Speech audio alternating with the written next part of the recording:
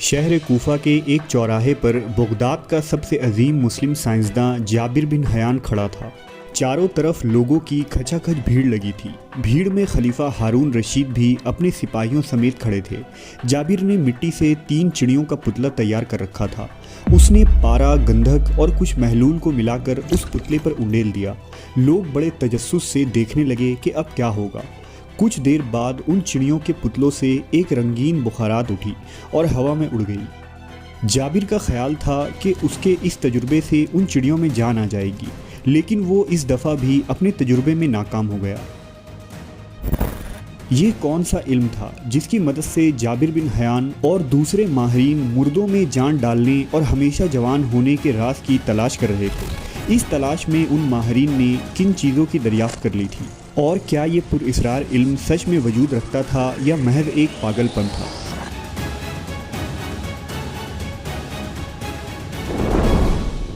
ہمیشہ سے ہی انسان فطرت کی رازوں کو جاننے کی کوشش میں لگا رہا ہے تاکہ اس کی طاقت کو اپنے بس میں کر کے اپنے ماتحت کر لے۔ اسی خواہش نے انسان کو جادو، روحانیت، مذہب اور سائنس کی طرف متوجہ کیا۔ دنیا میں جیسے جیسے انسانی تہذیب کی ارتقا ہوتی گئی، لوگوں نے پراسرار علوم کو ایکسپلور کرنا شروع کر دیا۔ ایسے علوم جس کے ذریعہ دوسری دنیا سے رابطہ کیا جا سکتا ہے، تو کچھ ایسے جن کے ذریعہ کائنات کے چھپے ہوئے رازوں سے پردہ اٹھایا جا سکتا ہے۔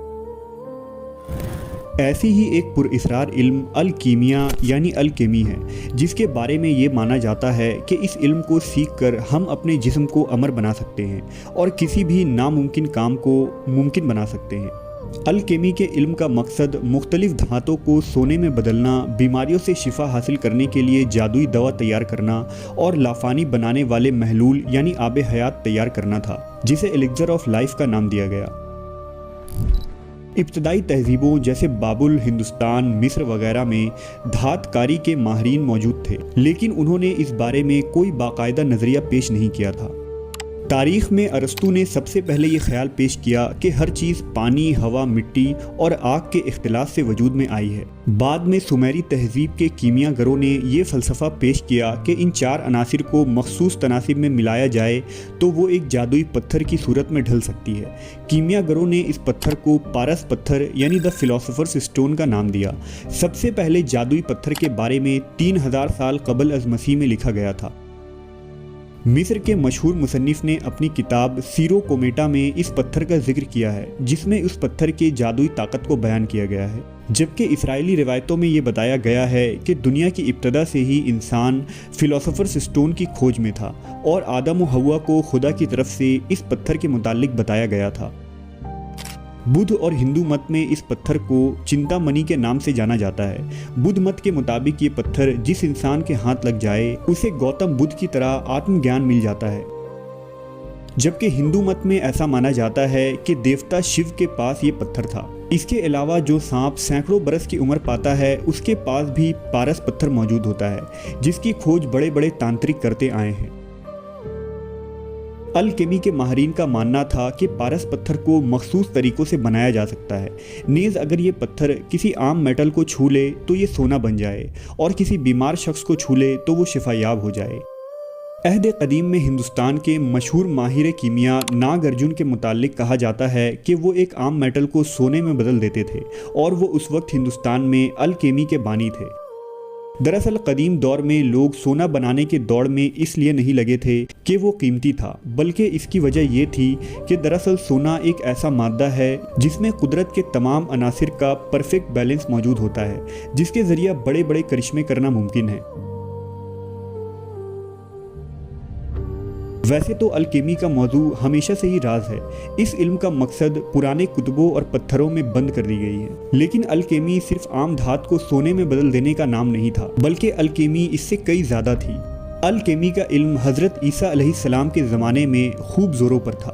دراصل عیسیٰ علیہ السلام اللہ کے حکم سے مردوں کو زندہ کر دیا کرتے تھے، پیدائشی اندھوں کو اللہ کے حکم سے بینائی عطا کرتے تھے، اور کوڑھ میں مبتلا مریض کو ٹھیک کر دیا کرتے۔ عیسیٰ علیہ السلام کے ان معجزات کی خبر روم، یونان اور یروشلم میں پھیلنے میں زیادہ دیر نہ لگی۔ ان تمام معجزات کو جاننے کے فوراً بعد ہی ان علاقوں کے ماہرین اس کھوج میں لگ گئے کہ مسیح ناصری نے یہ کرشمہ آخر کیسے کیا ہے۔ دراصل یہ لوگ عیسیٰ علیہ السلام کے معجزات کے انکاری تھے اور ان کا ماننا تھا کہ یہ کوئی جادو یا ایسا کوئی علم ہے جس کے ذریعہ عیسیٰ علیہ السلام یہ سب کام کرتے ہیں۔ لہٰذا اس علم کو سیکھنے کے لیے یہ لوگ سر توڑ کوششیں کرنے لگے۔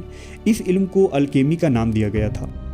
شروعات سے ہی ان کا مقصد ایک ایسی دوا کو حاصل کرنا تھا جسے استعمال کر کے ہر بیماری سے شفا حاصل کیا جا سکے۔ اس دوا کو الیگزر آف لائف کا نام دیا گیا، جس کا مقصد عمر کو دراز کرنا تھا جس سے موت کو ٹالا جا سکے، اور اس طرح دراصل وہ عیسیٰ علیہ السلام کے معجزے کا توڑ دریافت کرنے میں لگے ہوئے تھے۔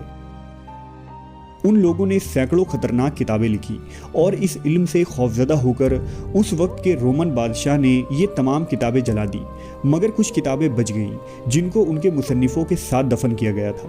چنانچہ اس کے بعد الکیمی کا علم نہایت ہی خفیہ طور سے جاری رکھا گیا۔ الکیمسٹ اپنے تمام تر کام، سوچ، تجربوں اور مفروضوں کو عجیب طرح کے کوڈز اور اشاروں کے ذریعے لکھتے تھے اور محفوظ کر دیا کرتے۔ جن کوڈز کا استعمال کیا جاتا تھا ان کا تعلق ہمیں قدیم ایسٹرولوجی میں بھی ملتا ہے۔ زوزیموس نامی مصری الکیمسٹ جو عیسیٰ علیہ السلام کے 300 سالوں بعد پیدا ہوا، اس کا ماننا تھا کہ عیسیٰ ابن مریم کے پاس ایک جادوئی پتھر تھا جس کے ساتھ وہ پرندہ بنا کر زندہ کرتے تھے۔ نیز یہ پتھر عیسیٰ علیہ السلام سے پہلے کے پیغمبروں کے پاس بھی تھا، جس کی وجہ سے ان کی عمریں اتنی لمبی لمبی ہوا کرتی تھی۔ کیمیا گروں نے اسی طرح کے جھوٹے الزامات پیغمبروں پر لگانا شروع کر دیا تھا، جس کا ذکر قرآن مجید میں بھی ملتا ہے۔ کیمیا گروں کے مطابق دنیا میں موجود ہر چیز کا وجود 4 چیزوں کی وجہ سے ہے، یعنی آگ، پانی، ہوا اور مٹی۔ ان 4 ایلیمنٹس کے ساتھ مختلف طریقوں سے ملانے پر زندہ اجسام پیدا کیے جا سکتے ہیں، جس طرح عیسیٰ علیہ السلام مٹی کی چڑیاں بنا کر اللہ کے حکم سے زندہ کر دیا کرتے تھے۔ اگرچہ یہ علم ابتدا میں نہایت ہی خفیہ اور پر اسرار تھا، لیکن دراصل اسی علم نے آگے جا کر جدید کیمسٹری اور میڈیکل سائنس کی بنیاد رکھی۔ عہد وسطیٰ میں یورپی ممالک کا اس علم پر اس قدر بھروسہ تھا کہ اس وقت کے ذہین ترین لوگ بھی بیس میٹل سے سونا بنانے پر یقین رکھتے تھے، یہاں تک کہ انگلینڈ کے بادشاہ ہنری فورتھ نے ملک کے تمام بڑے بڑے الکیمسٹوں کو یہ حکم دیا کہ وہ اس سبجیکٹ پر مزید تحقیق کریں تاکہ ملک پر چڑھا بھاری قرض اتارا جا سکے۔ بعد کے یورپی حکمرانوں نے بھی الکیمسٹ پر ریسرچ کرنے والوں کو انعام و اکرام سے نوازا۔ اسی دوران بہت سارے ممالک اس بات کو لے کر پریشان تھے کہ کہیں الکیمسٹ اپنے اس مقصد میں کامیاب نہ ہو جائیں، اس لیے دوسری صدی عیسوی میں چین نے الکیمی کی مدد سے سونا بنانے کو غیر قانونی قرار دیا اور الکیمی پر تحقیق کرنے والے لوگوں کو موت کی سزا کا اعلان کیا گیا۔ غور کرنے والی بات ہے کہ 17ویں صدی کے 2 عظیم سائنسداں آئزیک نیوٹن اور رابرٹ بوائل الکیمی کو لے کر کافی سنجیدہ تھے۔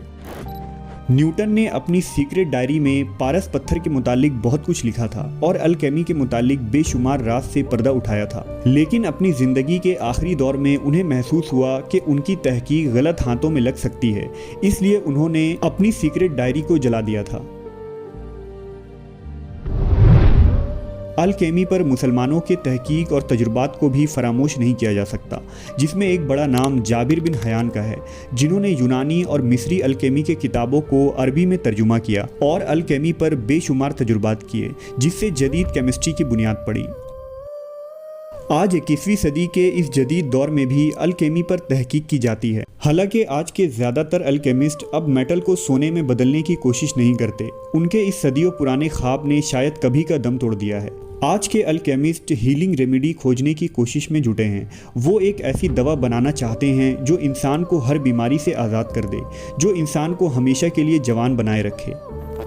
الکیمی کی ایک میڈیکل شاخ آج بھی ہمارے درمیان موجود ہے اور اسے اس جدید دور میں بھی بہت سے لوگ استعمال کرتے ہیں، جسے ہومیوپیتھی کہتے ہیں۔ ویسے تو ہومیوپیتھی کو بھی الکیمی کی طرح سیوڈو سائنس مانا جاتا ہے اور میڈیکل سائنس نہیں مانتی کہ اس میں کوئی سچ ہے، لیکن اس کے برعکس لاکھوں لوگوں کا دعویٰ ہے کہ وہ اس سے ٹھیک ہوئے ہیں۔ آج کے سائنسداں الکیمسٹ کو گمراہ اور دقیانوس خیال کے لوگ قرار دیتے ہیں، جنہوں نے ایک ایسا میٹل کھوجنے کا ناممکن خواب دیکھا تھا جو بیس میٹل کو سونے میں بدل سکتا تھا۔ لیکن سائنٹسٹ یہ بھی مانتے ہیں کہ بہت ساری سائنسی دریافت الکیمسٹ کی انہی بے تکی کوششوں سے ہو پائی۔ ہمارا علم آج بھی مختلف طریقوں سے بڑھ رہا ہے۔ ایٹم کی دریافت کے بعد ٹرانسمیٹیوشن اور ریڈیو ایکٹیویٹی پر کھوج نئی تحقیق کے دروازے کھول رہے ہیں، تو ایسا ممکن ہے کہ مستقبل میں ہمارے پاس الکیمی کے متعلق مزید علوم موجود ہوں۔